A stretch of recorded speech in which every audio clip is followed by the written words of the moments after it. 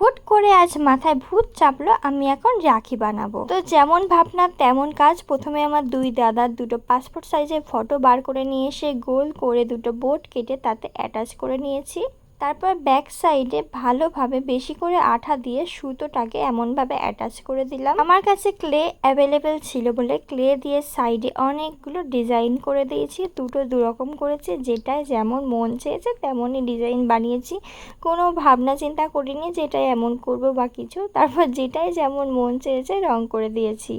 কোনো প্ল্যান ছাড়াই হুট করে প্রত্যেকটা জিনিস বানালাম। কোন রাখিটা বেশি সুন্দর লাগছে অবশ্যই বলবে। অনেকগুলো রাখি বানিয়েছিলাম আর আমার হাতের অবস্থা একদমই খারাপ হয়ে গেছে। তো এখানে দেখো ছোট্ট ছোট্ট দুটো ফুলও বানিয়েছিলাম। এই একটা রাখি বানিয়েছিলাম, এটা আমার বোনের জন্য বানিয়েছিলাম। তো কোন রাখিটা সব থেকে বেশি ভালো লাগছে অবশ্যই জানিও কমেন্ট করে।